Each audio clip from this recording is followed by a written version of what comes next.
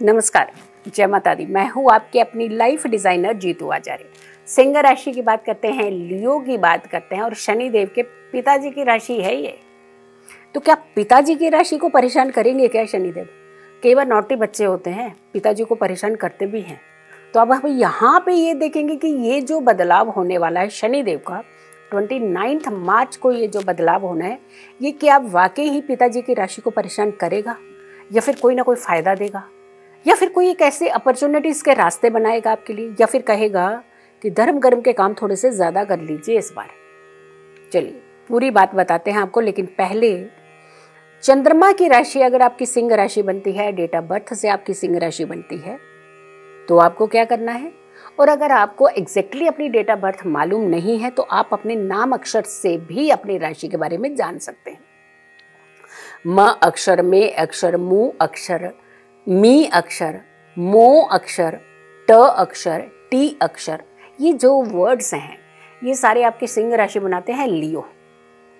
तो अगर नहीं है एग्जैक्टली आपको डेट ऑफ बर्थ मालूम, तो आप अपने नाम अक्षर से राशि को समझिए और फिर जो जो रेमेडीज, जो जो तरीके हम बताएंगे उसे ज़रूर कीजिएगा। देखिए, भाव से आप फल पाते हैं। अगर आप अच्छी एक नियत रख करके किसी भी रेमेडीज़ को करते हैं तो देखिए उसमें फ़ायदा होना शुरू हो जाता है। जैसे आप कोई तबीयत खराब है तो मेडिसिन खाते हैं ना, और आप ये सोच के खाते हैं ना, बस ये मेडिसिन खानी है, अब मुझे ना आराम मिल जाएगा, तो आप देखिएगा आप मात्र कुछ मिनटों के बाद ही आपको आराम मिलने लगता है। हो सकता है वो दवाई आपको आधे घंटे बाद इफेक्ट करनी हो, लेकिन आपको सुकून जो है वेरी फर्स्ट 5 मिनट्स के अंदर ही आपको लगता है कि नहीं नहीं मैं ठीक हो रहा हूँ या हो रही हूँ। तो हमेशा जब हम पॉजिटिव रह करके किसी भी काम को करते हैं तो उसमें गारंटी जो होती है ना, वो पॉजिटिविटी के साथ साथ सफलता की भी बढ़ जाती है। तो अगर हम सिंह राशि की बात करते हैं तो 2025 में 29 मार्च का ये जो बदलाव है ये आपको क्या दे सकता है। सबसे पहले तो लोहो पाया, यानी जब शनि देव ये बदलाव करेंगे तो आपकी राशि के लिए लोहो का पाया लेकर के आएंगे। और ये लोहो का पाया जो होता है ये बहुत अच्छा इंडिकेट नहीं करता है, क्योंकि पिताजी के साथ भी इनकी बनती नहीं है। इसीलिए जब शनि के उपाय करते हैं हम लोग, तो वो देखिएगा आप सूर्यास्त के बाद ज़्यादा करते हैं। जब तक सूर्य रहते हैं तब तक हम शनिदेव पे उपाय नहीं करते हैं, और जब सूर्यदेव चले जाते हैं तो शनिदेव के उपाय करते हैं, और जब शनिदेव चले जाते हैं तो सूर्य के उपाय करते हैं हम लोग।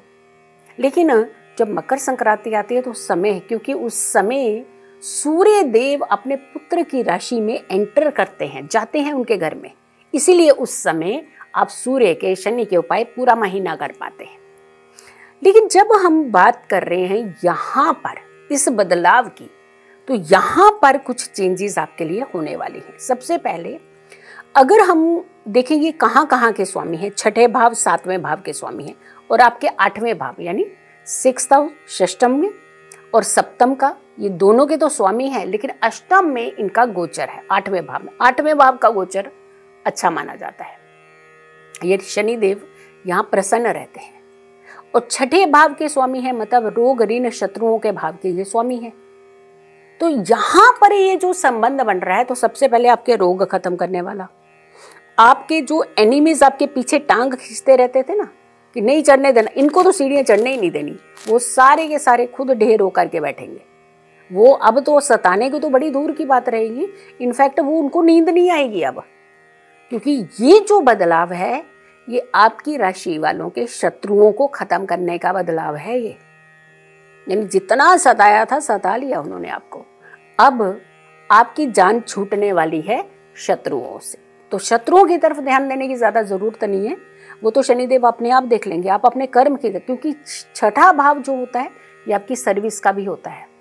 नौकरी में भी बहुत लोगों ने सताया होगा आपको, देखना, लेकिन अब उनका हिसाब यहाँ पे होने वाला है। न्याय के देवता हैं एक तो, दूसरा छठे भाव से संबंध बना रहे हैं, अष्टम भाव से संबंध बना रहे हैं, तो यानी आपके लिए कुछ अच्छा होने वाला है। लेकिन वहीं अगर हम इनकी दृष्टियों के हिसाब से देखते हैं, क्योंकि दृष्टियों का गहरा संबंध होता है, क्योंकि शनिदेव जहाँ बैठते हैं वहाँ तो रिजल्ट देते हैं, लेकिन जहाँ देखते हैं वहाँ कमी करते हैं। तो शनि का देखना ही अच्छा नहीं माना जाता। दशम भाव द्वितीय भाव और आपका पंचम भाव। दशम भाव हो गया आपका काम, मतलब काम जो भी करते हैं आप, तो उसमें ये कहेंगे कि थोड़ी सी मेहनत करिएगा जरूर, लथार्जिक मत होइएगा, रुकिएगा मत, हिम्मत रख करके आप काम करते रहिएगा, काम बढ़ जाएंगे आपके। एफर्ट्स यानी हाथ पैर मारने हैं, अब नहीं रुकना है आपने, अगर रुके तो फिर काम रुकेगा, तो आपको एफर्ट्स करने हैं। दशम भाव मीन्स कर्म भाव को, काम के भाव को ये कह रहे हैं कि काम करने के लिए आपने हिम्मत बनाए रखनी है। और वहीं अगर कि हम पंचम भाव की बात कर रहे हैं या फिर द्वितीय भाव की बात कर रहे हैं, दूसरा क्योंकि काम से कनेक्टेड है, काम करेंगे तो पैसा आएगा, द्वितीय भाव धन भाव हो गया, तो काम नहीं करेंगे तो पैसे में कमी होगी, तो यानी पैसा चाहिए तो काम जरूर कीजिएगा। और पंचम भाव की अगर हम बात करते हैं, फिफ्थ हाउस, फिफ्थ हाउस आपके रिश्ते हैं। कौन से रिश्ते? जो स्वयं आप बनाते हैं, मित्रता के रिश्ते, फ्रेंड सर्कल। फ्रेंड सर्कल में छोटी छोटी बात को लेकर के हो सकता है डिस्प्यूट हो सकता है कई बार एक दूसरे की बात आपको अच्छी नहीं लगती है, लेकिन यहाँ पर छोटी सी बात बड़ी बन सकती है। कोशिश कीजिएगा उसे जल्दी से खत्म करने की, अदरवाइज विवाद आप लोगों के आपस में बढ़ सकते हैं। स्वास्थ्य का ध्यान रखने की जरूरत है, क्योंकि स्वास्थ्य प्रायोरिटी होती है हमारी। और सबसे बड़ी बात है कि हम स्वास्थ्य को जब जब नज़रअंदाज करते हैं तो हमारी बहुत सारी चीज़ें जो है डिस्टर्ब हो जाती हैं। हेल्थ खराब रही, काम गया। हेल्थ खराब रही तो घर वालों के साथ चिड़चिड़े रहेंगे आप। हेल्थ खराब रही तो आपकी स्व इच्छाएं जो होती हैं वो भी कहीं ना कहीं मरने लगती हैं, तो यानी अच्छा ही नहीं लगता कुछ भी।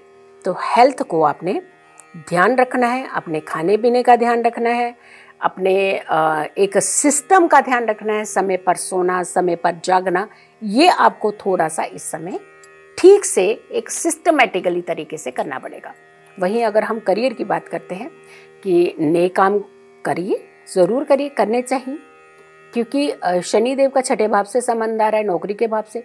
आप नई नौकरी आप ज्वाइन कर सकते हैं, आप एफर्ट्स कर सकते हैं, आप अप्लाई कर सकते हैं, लेकिन ध्यान रखिएगा कोई भी समझौता नौकरी के साथ मत करिएगा, क्योंकि छठे भाव का संबंध भी आ रहा है शनिदेव के गोचर के साथ। तो इस बार थोड़ा सा अटेंटिव रहना है, काम की तरफ ध्यान देना है और शांत तरीके से काम करना है, ताकि कोई दिक्कत ना आए आपको और अगला जीवन आपका अच्छा रहे। उपाय क्या करने चाहिए आपको? आपको हर शनिवार को काली ऐसी चीज़ें जो छत्र छाया की तरह रूप में आपको जो बेनिफिट देती हैं, जैसे छाता या फिर कंबल, ये चीज़ आप डोनेट कर सकते हैं किसी भी ज़रूरतमंद व्यक्ति को। हो सके तो बेजुबानों के लिए आप खाने का, दाने का प्रबंध करिए या फिर कुछ मेडिसिन का प्रबंध करिए। अगर आपको लगता है कोई बेजुबान बीमार है, कोई पशु पक्षी हैं बीमार हैं, लेकिन आप बहुत सारे ऑनलाइन नंबर लेकर के आप एक ट्राई तो कर सकते हैं ना किसी को कनेक्ट करने की। आप उन तक ये मैसेज पहुंचाइए। हो सके तो आप अपने धन में से थोड़ा सा सहयोग भी कर सकते हैं, वो आपकी इच्छा है, स्व इच्छा है, लेकिन हाँ कम्युनिकेट करके उनके इलाज की तरफ थोड़ा सा अपने कदम ज़रूर बढ़ाइएगा। अगर आप ऐसे कर्म करते हैं तो आपके ऊपर शनिदेव तो जी खोल करके, यकीन मानिए, आशीर्वाद भी बरसाएंगे और साथ के साथ धन भी बरसाएंगे, यानी फायदा ही फायदा आपको देंगे। शनिदेव न्याय के देवता है, कर्म के देवता है, बहुत धैर्य के देवता है, डरने वाले देवता है नहीं है। डरते कौन है? जो गलत कर्म करते हैं, गलत कार्य करते हैं, लेकिन जो सही कार्य करते हैं उनको तो बहुत फायदा देते हैं शनिदेव। सो आपकी राशि को नुकसान नहीं, फायदा होने वाला, बस कहीं कहीं थोड़ा सा संभलने की जरूरत है। सो अगली राशि हमारी होगी वर्गो यानी कन्या राशि। कन्या राशि वालों के लिए शनि का ये बदलाव कैसा रहेगा? सो अगली राशि का करें इंतजार। तब तक के लिए नमस्कार, जय माता दी।